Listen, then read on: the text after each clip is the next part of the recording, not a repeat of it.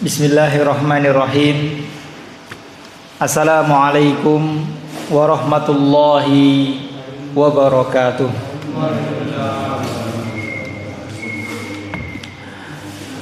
Innal hamdalillah nahmaduhu wa nasta'inuhu wa nastaghfiruh wa na'udzu billahi min shururi anfusina wa sayyiati a'malina. May yahdihillahu fala mudhillalah wa may yudlil fala hadiyalah. Asyhadu an la ilaha illallah wahdahu la syarikalah wa asyhadu anna Muhammadan abduhu wa rasuluh.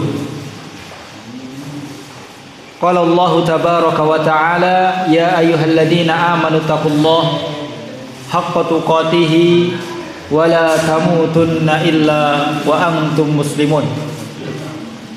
Allahumma salli wa sallim wa barik ala nabiyyina Muhammadin wa ala alihi wa ashabihi wa man tabi'ahum bi ihsanin ila yaumiddin. Amma ba'du, kaum muslimin muslimat, Bapak Ibu jamaah kajian Masjid An-Nur yang semoga senantiasa dimuliakan oleh Allah Subhanahu wa taala. Alhamdulillah, senantiasa kita bersyukur kepada Allah Subhanahu wa taala yang telah melimpahkan kepada kita begitu banyak nikmat, sehingga pada kesempatan malam hari ini alhamdulillah kita dapat hadir di salah satu dari rumah-rumah Allah Subhanahu wa taala dalam rangka untuk mengamalkan satu amalan yang sangat agung, yaitu thalabul ilmi. Amalan yang dengannya Allah Subhanahu wa taala akan memudahkan jalan kita menuju ke surganya. Sebagaimana Rasulullah sallallahu alaihi wasallam bersabda, "Man salaka tariqan yaltamisu fihi ilman sahhalallahu lahu bihi tariqan ilal jannah." Barang siapa yang menempuh suatu jalan, dan kita dari rumah menuju ke majlis ini menempuh suatu jalan yang di dalamnya dia menuntut ilmu agama. Kita datang ke sini untuk sama-sama belajar, sama-sama menuntut ilmu agama. Yaltamisu fi ilman sahhalallahu lahu bihi tariqan ilal jannah. Maka Allah Subhanahu wa taala akan mudahkan jalannya menuju ke surga. Bapak Ibu rahimani Allah wa iyyakum jami'an. Ya insyaallah pada kesempatan malam hari ini ya kita akan sama-sama melanjutkan membaca dan mengambil pelajaran-pelajaran, mengambil faidah-faidah dari hadis-hadis Nabi sallallahu alaihi wasallam yang dikumpulkan oleh Al-Imam An-Nawawi Asy-Syafi'i rahimahullah dalam kitab beliau Hadis Arba'in Nawawiyah. Satu kitab yang sangat dianjurkan oleh para ulama untuk kita pelajari, karena di dalamnya terdapat hadis-hadis yang menjadi pokok tentang ajaran Islam. Di dalamnya ada 42 hadis yang semuanya adalah hadis-hadis inti yang menjelaskan tentang pokok-pokok dari syariat Islam. Dan sekarang ya kita sampai hadis yang keempat. Hadis yang keempat. Kita baca ya hadis yang keempat. Ya saya baca hadisnya ya lumayan agak sedikit panjang. Saya baca teks hadisnya. Hadis yang keempat, An Abi Abdurrahman Abdullah bin Mas'udin radhiyallahu anhu qala. Bersumber dari sahabat Abu Abdurrahman Abdullah bin Mas'ud, semoga Allah meridhoinya, beliau berkata, Haddatsana Rasulullah sallallahu alaihi wasallam wa huwa shadiqul masduq. Beliau mengatakan bahwasannya Rasulullah sallallahu alaihi wasallam telah menyampaikan kepada kami Dan beliau Rasulullah adalah orang yang jujur dan terpercaya. Shadiqul masduq. Rasulullah adalah seorang yang jujur dan terpercaya. Rasulullah menyampaikan kepada kita, beliau bersabda, "Inna ahadakum yujma'u khalquhu fi batni ummihi arba'ina yawman nutfah." Sesungguhnya ya, setiap kalian dikumpulkan penciptaannya di dalam perut ibunya ya selama 40 hari ya dalam bentuk setetes mani. Setetes mani. Tsumma yakunu 'alaqatan mithla dzalik. Kemudian setelah 40 hari berikutnya ya berubah menjadi setetes darah. Tsumma yakunu mudghatan mithla dzalik. Kemudian setelah 40 hari ya berubah menjadi segumpal darah, segumpal daging, sepotong daging. Tsumma yursalu ilaihil malak. Kemudian setelah ya menjadi segumpal daging, maka Allah mengutus kepada janin tersebut ya seorang malaikat. Fayanfuhu fihi ruh. Kemudian malaikat tersebut meniupkan ruh kepada janin tersebut. Wa yu'maru bi arba'i kalimat. Kemudian malaikat tersebut diperintahkan oleh Allah untuk memberikan 4 ketetapan yang pasti terjadi. 4 ketetapan ya untuk janin tersebut. Bikat birizkihi wa ajalihi wa amalihi wa syakiyun au sa'idun. 4 ketetapan tersebut, yang pertama yaitu tentang rizkinya. Kemudian yang kedua tentang ajalnya, kapan dia meninggal dunia. Kemudian yang ketiga tentang amalannya. Kemudian yang keempat, akhir hayatnya, apakah dia termasuk orang-orang yang sengsara ataukah termasuk orang-orang yang gembira. Fa wallahi alladzi la ilaha ghairu.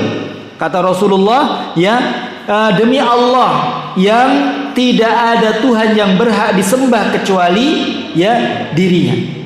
Inna ahadakum la ya'malu bi amali ahlil jannah. Sesungguhnya salah seorang di antara kalian ada yang beramal dengan amalannya penduduk surga. Dia banyak beramal dengan amalan penduduk surga. Hatta ma yakunu bainahu wa bainaha illa dhira. Ya, sampai jarak antara dirinya dengan surga itu tinggal sehasta, sejengkal. Ya, tinggal sedikit. Fayasbiqu alaihil kitab. Akan tetapi ya ketetapan Allah itu telah mendahuluinya. Ya. Fayamalu bi amali ahlin nar fayadkhuluha. Kemudian di akhir hayatnya dia mengamalkan amalan penduduk neraka, kemudian orang tersebut masuk ke dalam neraka. Wa inna ahadakum la ya'malu bi amali ahlin nar. Dan sesungguhnya di antara kalian ada yang hari-hari sepanjang hidupnya dia mengamalkan amalan penduduk neraka. Hatta ma yakunu bainahu wa bainaha illa dhira. Sampai-sampai ya jarak antara dia dengan neraka itu tinggal sedikit, tinggal sehasta, tinggal sejengkal. Fayasbiqu alaihil kitab. Tapi ketetapan Allah itu telah mendahuluinya. Fayamalu bi amali ahlil jannah fayadkhuluha. Kemudian di akhir hayatnya dia mengamalkan amalan penduduk surga, kemudian dia masuk ke dalam surga. Rawahul Bukhari dan Muslim. Ya, hadis ini ya diriwayatkan oleh Imam Bukhari dan Imam Muslim. Kaum muslimin muslimat rahimani Allahu wa iyyakum jami'an. Ya. Sebelum kita mengambil pelajaran, mengambil faidah, ya poin-poin penting dari hadis Nabi Shallallahu Alaihi Wasallam ini, ya sebelumnya kita ya sedikit sampaikan tentang sahabat yang meriwayatkan hadis. Ya hendaknya kita mengenal sedikit ya, mengenal para sahabat ya. Ya para sahabat Rasulullah Shallallahu Alaihi Wasallam adalah orang yang paling mulia, orang-orang pilihan Allah Subhanahu Wa Taala yang Allah pilih untuk menemani nabinya, menemani rasulnya Muhammad sallallahu alaihi wasallam untuk berjuang bersama-sama Rasulullah ya untuk mendakwahkan Islam ini. Jadi para sahabat adalah manusia terbaik. Maka hendaknya kita mengenal mereka. Dengan kita mengenal mereka, maka kita akan mencintai mereka dan kita bisa mengikuti jejak-jejak mereka. Ya. Hadis ini dibawakan oleh sahabat yang mulia. Beliau adalah sahabat Abdullah bin Mas'ud. Abdullah bin Mas'ud. Pernah mendengar ini, Pak? Sahabat Abdullah bin Mas'ud, ya. Ya, sahabat Abdullah bin Mas'ud ini adalah sahabat yang sangat mulia. Sahabat senior. Sahabat di sana ada sahabat senior, ada sahabat junior. Dan beliau ini adalah sahabat senior. Bahkan termasuk ya orang-orang yang pertama masuk Islam. Ya. Pertama-tama masuk Islam. Bahkan beliau termasuk ulamanya para sahabat. Ulamanya para sahabat. Sahabat yang paling tahu tentang Al-Quran, yang paling baik bacaan Al-Qurannya. Sampai-sampai Rasulullah SAW pernah memuji beliau. Rasulullah bersabda, "Man ya ahabba an yaqra al-Quran kama unzil falyaqrahu ala ibni ummi abdi." Kata Rasulullah, barang siapa yang ingin membaca Al-Quran persis benar sesuai Al-Quran itu diturunkan kepada beliau sallallahu alaihi wasallam, maka hendaknya dia membaca Al-Quran sesuai dengan bacaannya Abdullah bin Mas'ud. Jadi kalau ingin membaca Al-Quran dengan benar sesuai Al-Quran itu diturunkan, maka hendaknya dia membaca seperti ya bacaannya Abdullah bin Mas'ud, ya, sahabat yang mulia. Mendengar hadis tersebut, tatkala itu Rasulullah menyampaikan pujian tersebut di hadapan para sahabat, dan tidak ada sahabat Abdullah bin Mas'ud pada waktu itu malam hari. Kemudian setelah itu Umar langsung mendatangi rumahnya Abdullah bin Mas'ud, ingin menyampaikan kabar gembira hadis yang didengar tadi, yang merupakan pujian Rasulullah kepada Abdullah bin Mas'ud. Tengah malam Umar datang, ya, kemudian mengetok pintunya. Abdullah bin Mas'ud mengatakan, wahai Umar, ya, apa, ya, kenapa datang malam-malam, ya, ada hal apa yang ingin kau sampaikan? Maka Umar menyampaikan hadis tadi, ya, hadis tadi. Kemudian Abdullah bin Mas'ud mengatakan, iya wahai Umar, ya, tapi sebelumnya, ya, sahabat Abu Bakar itu sudah datang duluan menyampaikan hadis Nabi tersebut kepada aku. Sebelum kau datang, barusan Abu Bakar sudah datang. Peristiwa ini memberikan kita pelajaran, Pak, yaitu bersegera dalam berbuat kebaikan. Bersegera dalam berbuat kebaikan. Umar ibn Khattab, dia bersegera. Perbuatan baik apa? Yaitu memberikan kesenangan, memberikan kabar gembira kepada seseorang, itu adalah perbuatan baik. Ya, sebagaimana Rasulullah pernah mengatakan, ahabbul a'mali ilallah sururun yudakhiluhu fi qalbil mu'min. Kata Rasulullah, amalan yang paling baik, yang paling dicintai oleh Allah, yaitu membuat orang mukmin, membuat orang muslim itu senang hatinya. Kalau dikasih kabar gembira kan senang. Nah, ini para sahabat ini, Umar dan Abu Bakar ini cepet-cepetan, ya, untuk memberikan kabar gembira kepada Abdullah bin Mas'ud. Dan memang dalam hal bersegera dalam kebaikan, tidak ada yang bisa mengalahkan sahabat Abu Bakar. Abu Bakar ini orang yang paling cepat dalam berbuat baik. Ini, ya, yang pertama, poin yang pertama yaitu tentang sahabat Abdullah ibnu Mas'ud. Dan kita tahu bahwasanya beliau adalah sahabat yang mulia, sahabat yang paling baik bacaan Al-Qur'annya, ya. Kemudian beliau mengatakan bahwasanya suatu ketika Rasulullah pernah menyampaikan kepada kami suatu hadis yang agung, hadis yang kita baca tadi. Dan hadis yang kita baca tadi, hadis yang keempat ini menunjukkan kepada kita dua hal. Dua hal, dan kedua-duanya adalah ilmu ghaib. ilmu yang tidak diketahui oleh manusia. Yang pertama yaitu proses penciptaan manusia dia di dalam perut seorang ibu. Dimulai dari mani, ya, kemudian berubah menjadi setetes darah, kemudian berubah menjadi segumpal daging, kemudian tumbuh di situ menjadi janin hidup sempurna dengan nyawa dan jasad yang sempurna. Semuanya adalah proses yang merupakan ilmu ghaib pada saat itu. Karena pada zamannya Rasulullah belum ada USG, ya Pak ya. Jadi ya proses ini bagaimana manusia itu tercipta itu tidak tahu. Kalau sekarang mungkin sudah ada USG ya. Dari umur 2 bulan itu sudah dipantau. Bahkan USG-nya sekarang sudah canggih-canggih. Sudah berapa dimensi Pak? 3 dimensi. Udah ada yang lebih itu. Ada 5 dimensi mungkin ya. Ya jadi jelas gitu.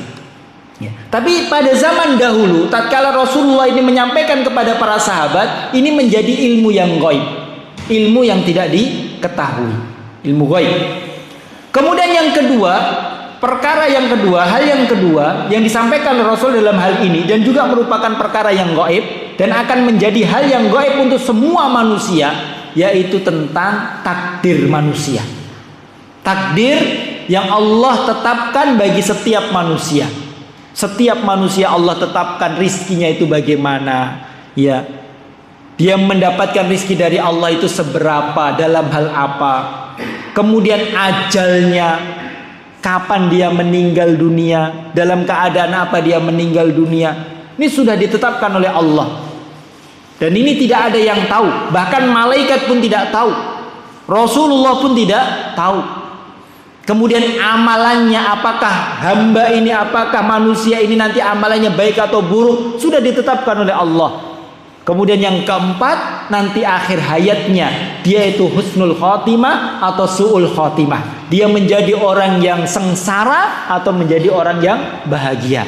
Jadi hadis ini yang menunjukkan kepada kita dua hal tadi, yaitu peristiwa penciptaan manusia di dalam perut ibu, dan yang kedua yaitu tentang takdir Allah Subhanahu wa taala.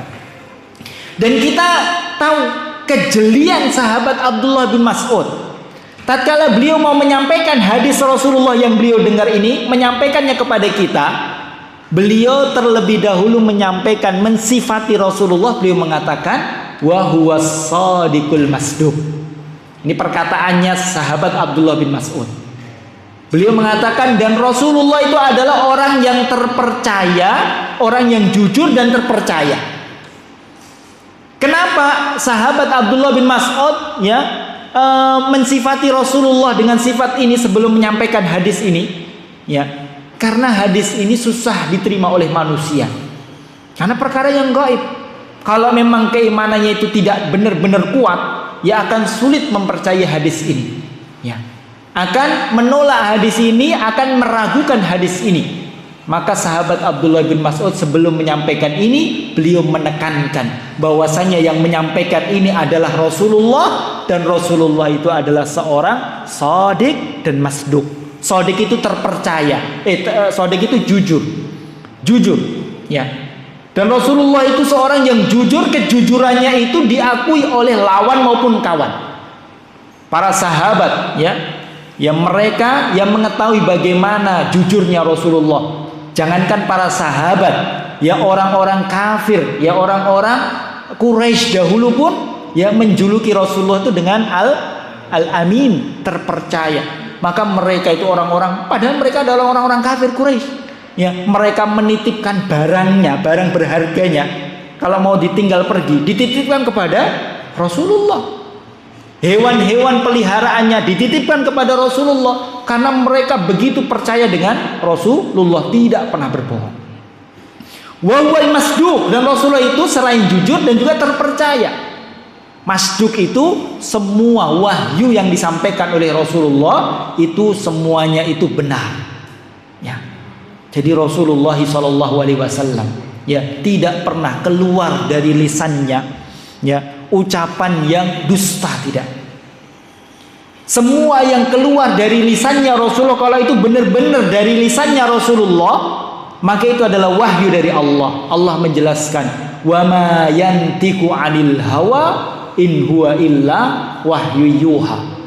Dan Rasulullah itu tidak berbicara ya sesuai dengan hawa nafsu, tidak. Tapi semua yang dibicarakan oleh Rasulullah adalah wahyu yang diwahyukan oleh Allah. Rasulullah juga pernah menegaskan kepada para sahabat, la yakhruj min hadzal fam illal haq. Kata Rasulullah, tidak akan keluar dari mulutku, lisanku ini, kecuali kebenaran. Ya. Kalau hadis-hadis yang tidak benar itu bukan ucapannya Rasulullah. Sekarang banyak orang-orang membuat hadis-hadis, ya. Mereka menyandarkan hadis itu kepada Rasulullah, padahal bukan Rasulullah yang bersabda. Itu adalah hadis yang mungkar, ya. Ya bukan perkataannya Rasulullah, tapi manusia mengatakan bahwasanya itu adalah yang bersabda Rasulullah, dan ini adalah dosa yang besar, ya. Man kadzdzaba alayya falyaq'ad maq'adahu minan nar. Barang siapa yang berdusta atas namaku, maka dia telah menyiapkan tempatnya di neraka, wa naudzubillah min dzalik. Ya. Ini kejelian sahabat Abdullah bin Mas'ud. Jadi sebelum menyampaikan hadis ini, hadis yang mungkin akan sulit diterima, beliau memastikan dulu, ya, bahwasannya yang menyampaikan ini adalah seorang shadiq, seorang masduq. Maka setelah ini kita yakin, kita akan mudah menerima apa yang akan disampaikan oleh Rasulullah sallallahu alaihi wasallam. Jadi Rasulullah sallallahu alaihi wasallam menyampaikan kepada kita, ya, saya ulang sedikit ya hadis tadi, ya, bahwasannya setiap manusia itu dikumpulkan penciptaannya oleh Allah dimulai dari perut ibunya dengan melalui proses yang panjang, ya, beberapa tahapan fase, ya, dimulai dari air yang jernih yaitu mani, alaqatan yaitu mani, kemudian nutfah, kemudian setelah 40 hari maka menjadi darah, ya, kemudian mudghah, setelah darah yaitu daging, ya, setelah daging maka terbentuklah jasad manusia. Kemudian setelah itu baru Allah, ya, kirim seorang malaikat untuk setiap janin. Allah kirim malaikat untuk memberikan ruh, memberikan nyawa kepada janin tersebut. Ya, dan ini penting, ya. Jadi manusia itu sudah mendapatkan nyawa itu setelah umur berapa, Pak? 120. Ini standarnya, walaupun mungkin ada yang kurang, ada yang lebih, tapi kita ini berbicara tentang mayoritas standarnya. Ya, seperti itu.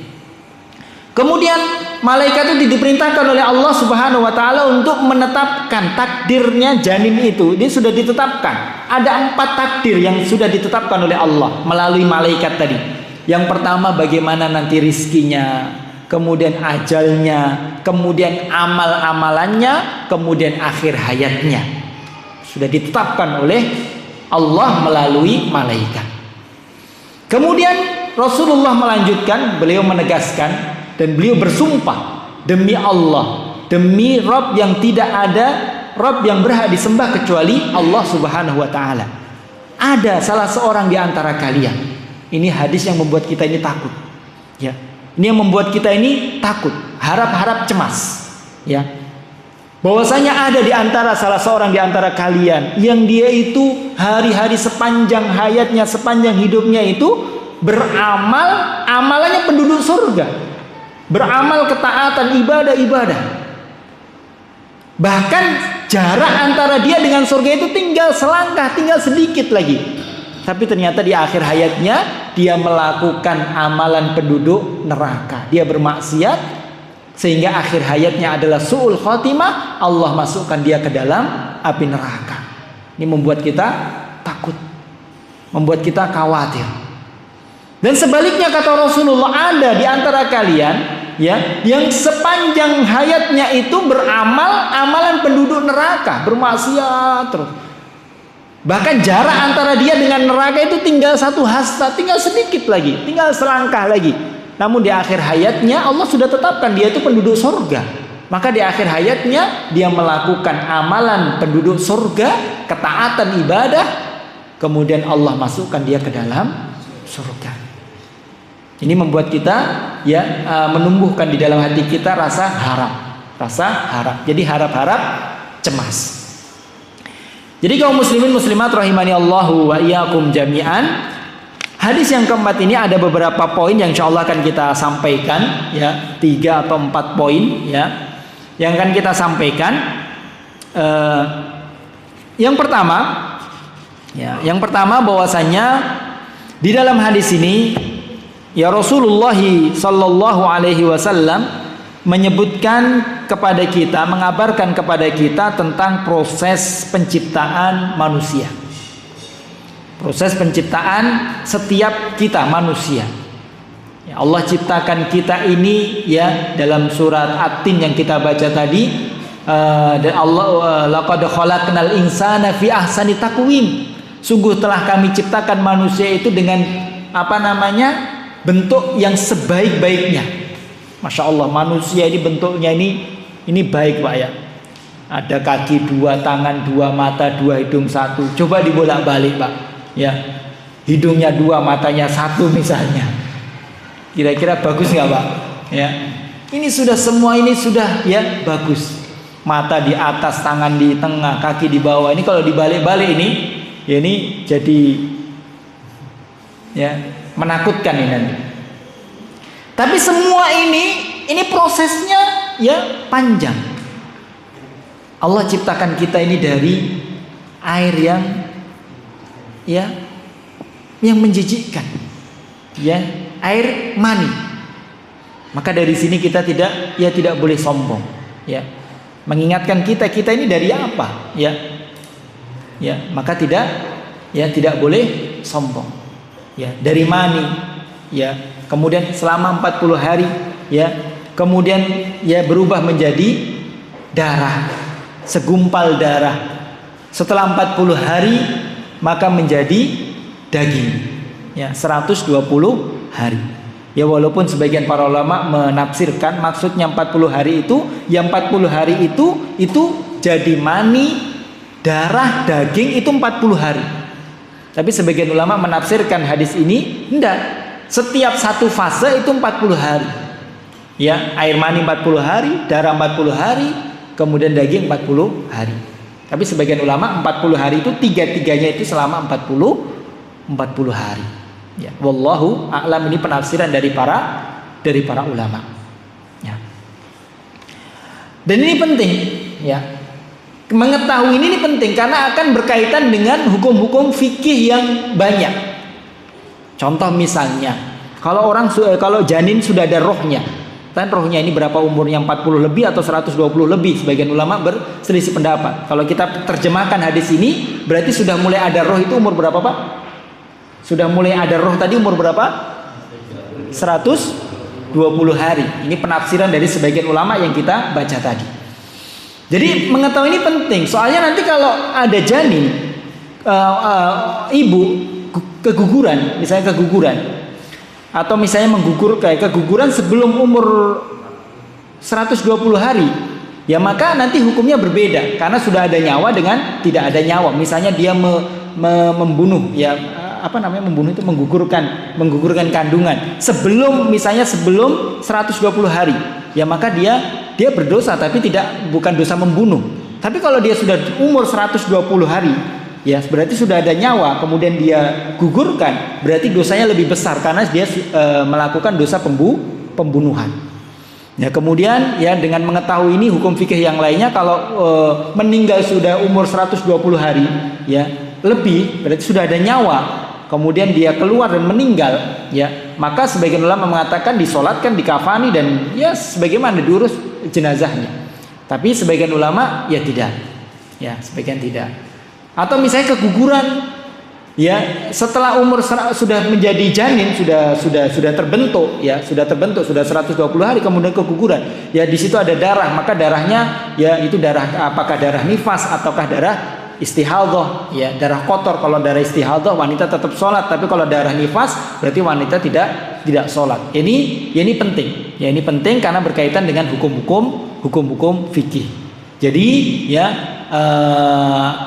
janin dengan tidak itu setelah diberikan ruh, diberikan nyawa. Sebagian para ulama ya berbeda pendapat, ya ada yang 120 hari, ada yang 40 ya hari. Dan perselisihan ini nanti akan menimbulkan perselisihan dalam masalah fikih tadi, Tapi yang nampak bagi kita wallahu alam yaitu 40 hari itu mani, 40 hari itu apa tadi, Pak? Darah, 40 hari daging, dan baru dikasih nyawa oleh Allah Subhanahu wa ta'ala. Ini secara umum. Walaupun nanti ada beberapa janin yang keluar dari keumuman, ya. Ini yang pertama. Kemudian yang kedua, ya, pelajaran yang dapat kita ambil dari hadis ini, bahwasanya di dalam hadis ini Rasulullah SAW mengabarkan kepada kita bahwasanya malaikat telah diutus oleh Allah Subhanahu wa taala untuk setiap janin. Ini menunjukkan kepada kita bagaimana perhatiannya Allah Subhanahu wa taala kepada kita itu luar biasa, kepada manusia. Manusia itu makhluk yang sangat dimuliakan oleh Allah. Dari mulai janin saja sudah diurus oleh Allah. Ya, di situ ditunjuk malaikat. Setiap janin diutus kepadanya malaikat untuk mengurus semuanya. Ya. Ini menunjukkan betapa perhatiannya yang besar Allah Subhanahu wa taala kepada kita. Allah mengurus kita sejak kita masih di dalam ya janin. Sudah Allah utus malaikat untuk menjaga kita, ya, untuk mengurus kita. Dan di antara hal yang diperintahkan oleh Allah kepada malaikat untuk mencatat 4 takdir setiap manusia. Ya, 4 takdir. Dan ini adalah takdir umri. Karena takdirnya ada 4, Pak. Takdirnya ada 4. Yang paling induk yaitu takdir yang ada di Lauhul Mahfuz. Semua hal yang akan terjadi semua sudah dicatat di dalam Lauhul Mahfuz. Ya, bahkan di dalam Lauhul Mahfuz itu, kitab Lauhul Mahfuz itu kitab takdir semua makhluk. Itu Allah tulis. Makanya para ulama mengatakan pertama kali yang diciptakan oleh Allah yaitu pena. Makhluk yang pertama kali diciptakan oleh Allah adalah pena. Pena itu nanti ya diperintahkan oleh Allah untuk menulis semua takdir di Lauhul Mahfuz. Bahkan Allah sudah menulis takdir itu 50.000 tahun sebelum Allah menciptakan langit dan bumi.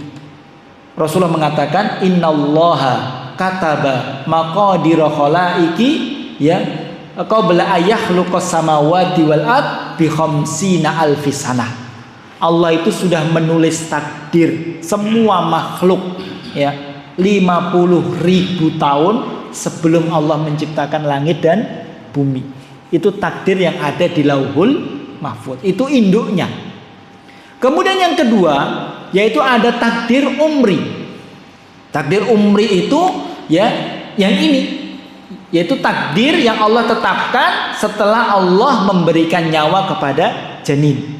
Takdir umri tadi ada 4. Rizkinya, ajalnya, amalannya, akhir hayatnya. Ini takdir umri. Dan ini nyontek dari Lauhul Mahfuz.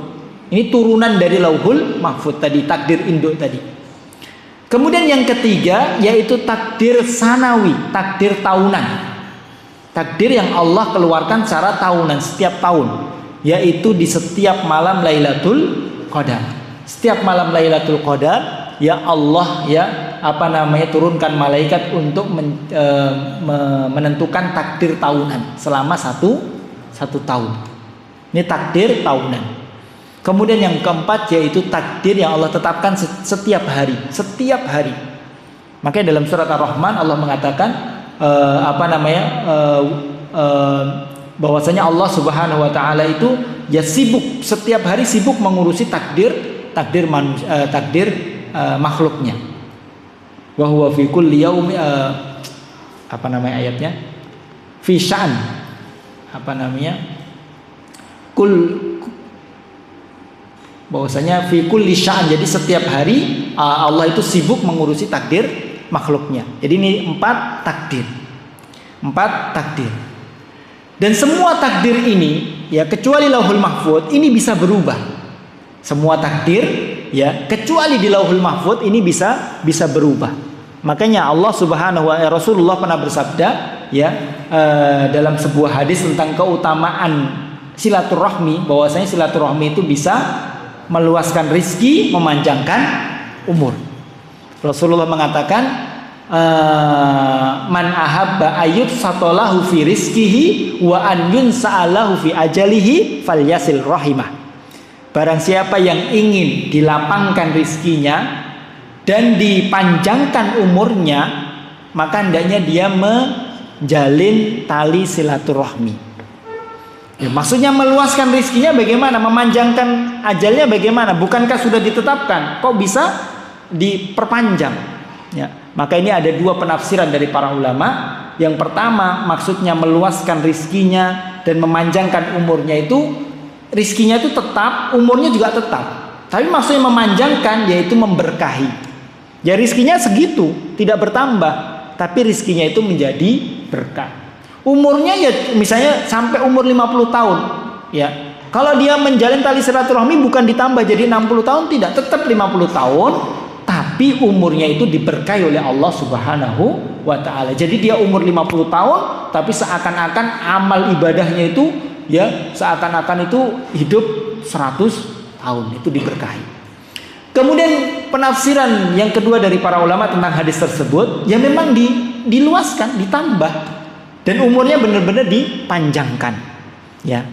Tapi ya ini takdir umri tadi bisa berubah. Dan malaikat tidak tahu, ya. Tapi dipanjangkan umurnya tersebut sudah juga dicatat oleh Allah di dalam Lauhul Mahfuz. Jadi di Lauhul Mahfuz itu tidak ada yang tahu kecuali Allah, dan itu tidak ada yang bisa berubah. Kalau takdir tahunan berubah, maka di Lauhul Mahfuz ya memang sudah ditetapkan seperti itu, akan berubah dan seterusnya. Ini ya 4 macam takdir. Jadi takdir dalam hadis ini adalah takdir umri. Kemudian kaum muslimin muslimat rahimani Allahu wa iyyakum jami'an, ya, poin berikutnya yang perlu kita sampaikan ya tentang hadis ini, bahwasanya di dalam hadis ini Rasulullah sallallahu alaihi wasallam itu menjelaskan kepada kita bahwasanya salah seorang di antara manusia itu ada yang sepanjang hayatnya dia beramal dengan amalan penduduk surga. Tapi di akhir hayat ya, karena Allah sudah menetapkan dia itu penduduk neraka, di akhir hayat dia melakukan perbuatan penduduk neraka. Maka dia su'ul khotimah dan Allah masukkan ke dalam surga, ke dalam neraka. Ya, dan sebaliknya. Maka ini menunjukkan kepada kita bahwasannya akhir hayat kita nantinya husnul khotimah atau su'ul khotimah, kita akan menjadi orang yang bahagia atau menjadi orang yang sengsara, itu sudah ditetapkan oleh Allah Subhanahu wa ta'ala. Jadi Pak, ya, nantinya kita di surga atau nantinya kita di neraka, akhir hayat kita su'ul khotimah atau akhir hayat kita husnul khotimah, itu sudah ditetapkan oleh Allah Subhanahu wa ta'ala. Tapi kita tahu atau tidak? Kita tidak tahu. Maka dalam hal ini kita tidak boleh berpangku tangan, kita tidak boleh bersandar dengan takdir. Artinya ya sudah, saya nggak mau sholat, saya nggak mau ibadah, toh nanti kalau saya takdirnya masuk surga juga masuk surga. Saya mau bermaksiat saja, kalau nanti ya takdirnya masuk surga ya nanti masuk surga. Ini tidak boleh. Kenapa? Karena kita tidak tahu takdir kita itu husnul khotimah atau su'ul khotimah. Takdir kita itu nanti kita di surga atau di neraka, kita tidak tahu. Yang diperintahkan kepada kita ini berusaha, berharap untuk menjadi orang yang menjadi penduduk surga. Dan kata Rasulullah, wa kullun muyassarun lima khuliqalah. Kata Rasulullah, semuanya itu, semua orang itu akan dimudahkan oleh Allah untuk takdir yang sudah Allah tetapkan. Maksudnya begini, Pak. Kalau kita ditakdirkan oleh Allah untuk menjadi penduduk surga, maka Allah akan memudahkan kita untuk melakukan amalan-amalan penduduk surga. Kalau kita ditakdirkan oleh Allah menjadi penduduk neraka, wa na'udzubillahi min dzalik, maka kita akan dimudahkan oleh Allah untuk melakukan amalan-amalan penduduk neraka. Jadi kalau kita ini ibadah, sholat, kita rajin beribadah, ini kalau kita mudah dalam menjalankan ibadah, maka itu itu sudah menggambarkan takdir kita nanti adalah ya seperti itu. Ya. Jadi kalau Allah menakdirkan seseorang menjadi penduduk surga, ya, maka Allah akan mudahkan dia untuk menjalankan amalan-amalan penduduk surga dan sebaliknya. Ya. Makanya ya tidak boleh kita berdalil, berpangku tangan, kita bersandar dengan takdir, kemudian kita tidak mau berusaha. Ya, tidak mau berusaha. Kalau kita sulit beramal ibadah, ya kita takutnya berarti kita ini ditakdirkan oleh Allah menjadi penduduk neraka, wa na'udzubillahi min dzalik. Dan juga kita katakan kalau orang itu nggak mau beribadah karena berdalil dengan takdir, ya, maka kita katakan dalam urusan dunia dia tidak mau berdalil dengan takdir. Misalnya dia lapar, orang itu lapar, kira-kira dia makan atau tidak, Pak? Makan. Kalau dia makan kita katakan saja, nanti kalau takdirnya kenyang juga kamu kenyang, gak usah makan, ya. Kalau kamu kenyang nanti takdirnya juga. Tapi dia kalau lapar makan dia. Kalau capek, ngantuk, tidur, ya. Kita katakan nanti kalau kamu takdirnya kenyang, ya kenyang, gak usah makan. Dia nggak mau.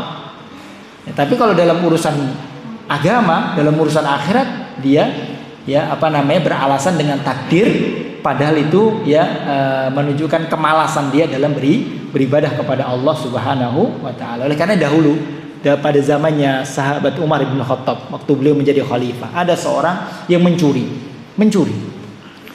dengan nisab yang banyak, sehingga ya dengan nisab tersebut dia harus dipotong tangan. Sebelum dipotong tangan, pencuri tersebut tahu dia pintar.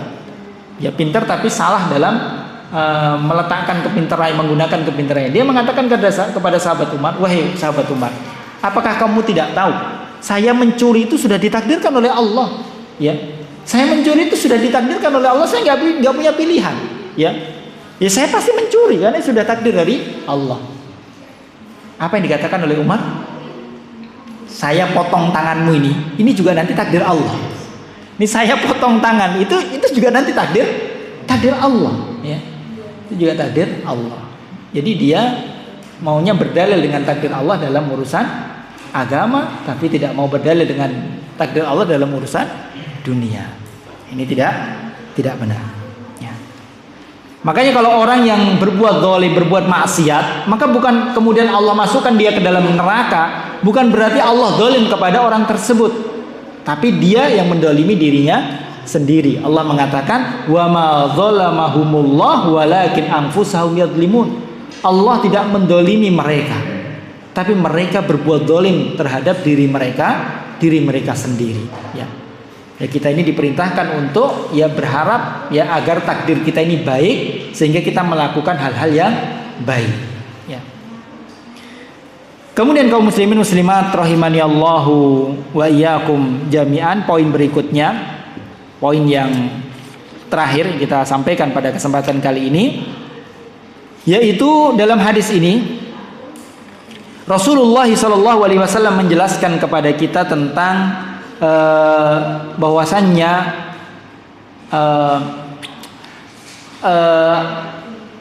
seseorang itu dilihat dari akhir hayatnya. Seseorang itu dilihat dari akhir kehidupannya, baik dan tidaknya dia. Ya, dia akan menjadi orang yang bahagia atau orang yang sengsara itu bukan dilihat dari awal tengah kehidupannya, tapi yang paling menentukan adalah akhir dari kehidupan. Husnul khatimah atau su'ul khatimah. Ya. su'ul khotimah atau husnul khotimah. Ya. Di dalam hadis ini ya Rasulullah SAW menjelaskan kepada kita seseorang yang sepanjang hidupnya dia isi dengan amalan-amalan kebaikan, dia isi dengan ibadah, dia isi dengan menjalankan amalan penduduk surga. Tapi Allah sudah menetapkan dia itu penduduk neraka. Di akhir hayatnya dia melakukan perbuatan penduduk neraka sehingga dia su'ul khotimah dan Allah masukkan ke dalam neraka. Ya, ke dalam neraka. Maka mungkin akan timbul pertanyaan, ya, bukankah itu tidak adil begitu? Ya, tidak adil. Kok bisa seorang hamba dia sibuk sepanjang hayat dia beramal penduduk surga, tapi sekali di akhir hayat dia mengamalkan amalan penduduk neraka, kok dimasukkan ke dalam neraka? Ya, maka para ulama menjelaskan orang tersebut itu dia beramal amalan penduduk surga itu yang nampak di mata manusia. Jadi mata manusia, tapi hakikatnya ya hatinya itu ya tidak ikhlas dalam menjalankan amalan tersebut. Ini kalau seandainya dia ikhlas, dia menjalankan amalan penduduk surga itu dengan sebaik-baiknya secara zahir dan secara batin, maka tidak mungkin akhir hayatnya akan kemudian langsung melenceng begitu, tidak mungkin. Maka penafsiran dari hadis ini ya ditafsirkan oleh hadis Nabi SAW yang lainnya, karena di kesempatan yang lain Rasulullah mengatakan ya innar rajul la ya'malu bi amali ahlil jannah fi ma yabdu 'alan nas. Seorang pemuda yang dia itu mengamalkan amalan-amalan penduduk surga ya yang nampak di mata manusia. Jadi dia sholat, dia sedekah, dia baca Al-Quran, Masya Allah, dia haji, dia umrah, dia zakat, dia puasa, dia amalannya yang nampak itu amalan-amalan soleh. Tapi itu amalan zahir, amalan hatinya ya itu rusak, ya tidak ada keikhlasan, dia ria, dia mengharapkan pujian dan yang lainnya.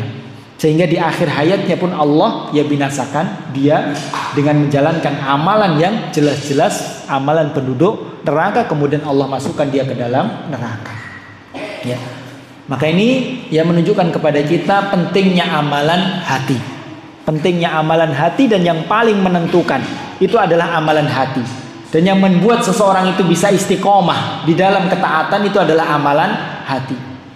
Dan yang menjadi penyebab terbesar seorang itu bisa husnul khotimah ya yaitu juga amalan hati.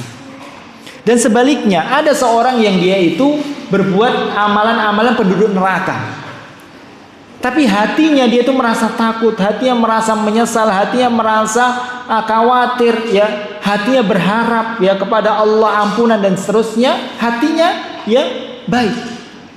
Akhirnya karena hatinya tersebut baik, maka di akhir hayatnya Allah berikan dia taufik sehingga dia melakukan amalan penduduk surga dan Allah masukkan ke dalam surga. Jadi dalam pembahasan hadis ini ya para ulama menjelaskan tentang pentingnya amalan hati.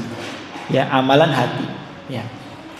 Jadi ya karena tidak mungkin, karena hadis ini ya istilahnya diprotes ya beberapa orang yang menyangkal hadis ini. Kok bisa? Bukan berarti Allah tidak adil, Allah berbuat zalim.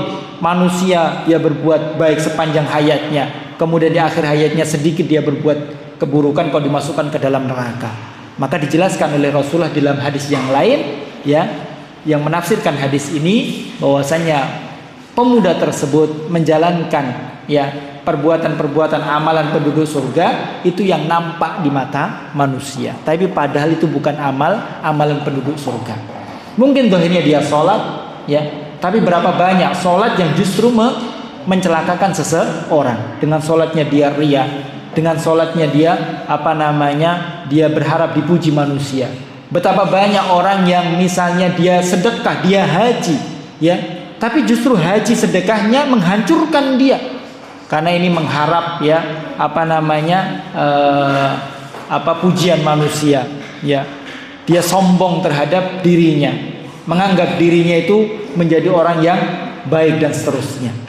Maka amal ibadahnya justru malah menghancurkan dirinya. Maka ini menunjukkan sekali lagi kepada kita pentingnya amalan hati. Amalan hati. Ya. Kita tidak boleh sombong, tidak boleh bangga diri. Sekarang kita menjadi penduduk ahli masjid. Masya Allah, sholat 5 waktu, ya, ikut kajian, ya, tampangnya tampang Islami, masya Allah. Nggak boleh kita membuat kita sombong, membuat kita ini ya, yakin kita nantinya menjadi orang yang baik, penduduk surga. Tidak boleh. Ya, kita selalu berharap, kita selalu khawatir, ya, terhadap akhir hayat kita. Ya, sehingga rasa harap dan rasa khawatir ini, ya, terus mendorong kita untuk selalu berbuat baik. Sebaliknya kalau kita melihat orang itu buruk, orang nggak pernah ke masjid, orang kok ya kerjaannya ini dan itu, kita nggak boleh mengklaim ini penduduk neraka, ini nggak diampuni oleh Allah dan seterusnya. Bisa jadi, ya, kita nggak tahu di dalam hatinya mungkin dia itu penuh dengan penyesalan, penuh dengan ketakutan dan yang lainnya, penuh rasa harap kepada Allah, ya. Kemudian dengan itu Allah berikan taufik di akhir hayatnya, kemudian dia menjadi orang-orang yang Allah masukkan ke dalam, ya, surganya. Maka kita tidak boleh, ya, mengklaim seseorang ya penduduk neraka atau yang lainnya, atau mengklaim bahwasanya dia adalah orang yang tidak diampuni oleh Allah Subhanahu wa taala. Oleh karena Allah mengatakan la taqnatu min rahmatillah. Janganlah kalian itu berputus asa dari rahmat Allah Subhanahu wa taala. Ya, sebanyak apapun dosa kalian, ya, sebanyak apapun kesalahan kita, ya, maka tidak boleh putus asa dari rahmat Allah Subhanahu wa taala, karena Allah Subhanahu wa taala Maha Pengampun, ya. Kaum muslimin muslimat rahimani Allahu wa iyyakum jami'an. Mungkin ini yang bisa kita sampaikan, ya, hadis yang keempat ini, hadis yang menjelaskan kepada kita tentang proses penciptaan manusia dan tentang takdir umri, takdir yang Allah Subhanahu wa taala tetapkan, ya, kepada setiap manusia. Semoga yang sedikit ini, ya, dapat memberikan ilmu yang bermanfaat bagi kita semuanya. Kurang lebihnya saya mohon maaf. Mungkin ada pertanyaan, kami persilahkan kalau ada. Kalau ada pertanyaan kami persilahkan. Mungkin ibu-ibu, ya, ada yang ditanyakan, kami persilahkan.